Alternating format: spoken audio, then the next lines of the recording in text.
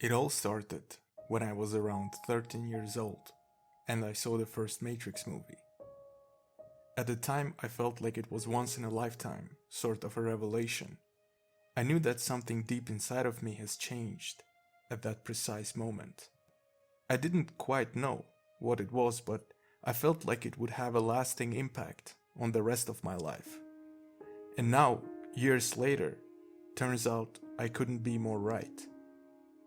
Now, I didn't know, of course, exactly what that entailed, but the idea has solidified over the years, and it became much clearer to me.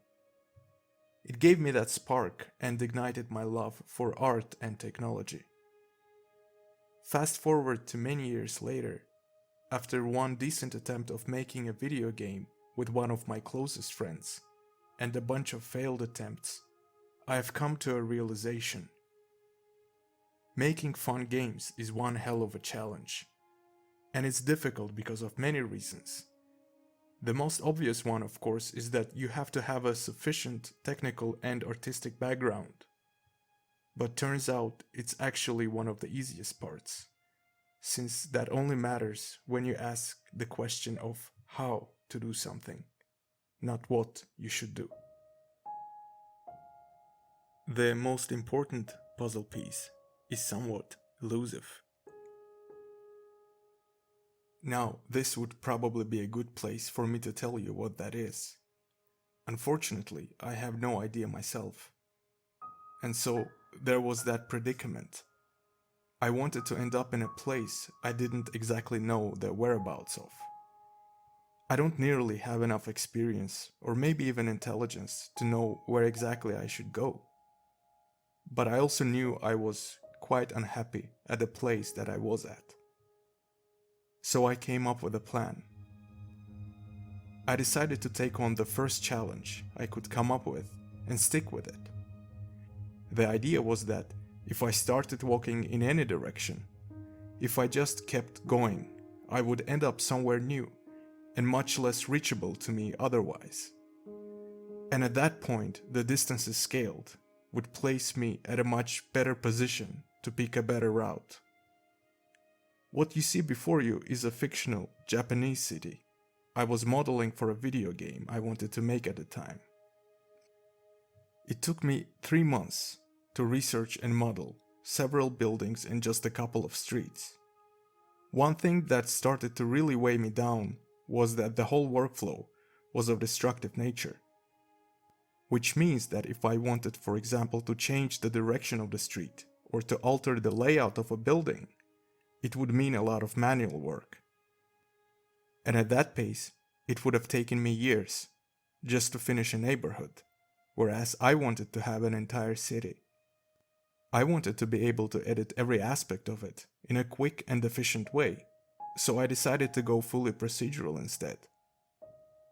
There were many solutions on the market at the time that provided some sort of procedural generation of streets and buildings.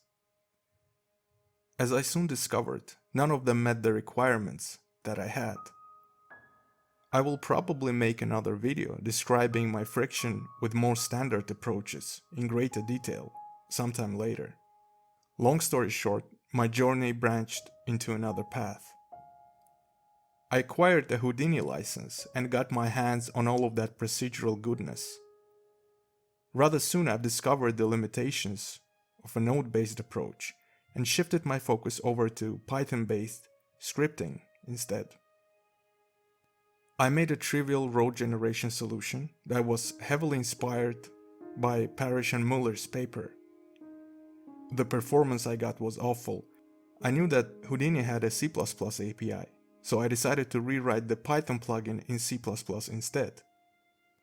Now, me being primarily a web developer for the last decade didn't help much as I delved right into the depths of low-level programming.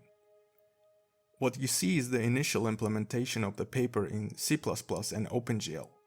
I got the road networks to procedurally spawn, and then the time came for converting the graph into geometry. I needed references.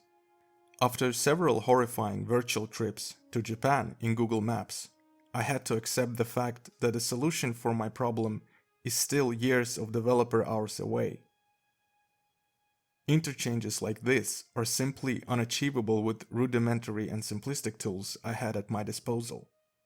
Most of the commercially available solutions are based on the Parrish and Miller's paper on procedural modeling of cities. Now, there are some issues with the paper itself.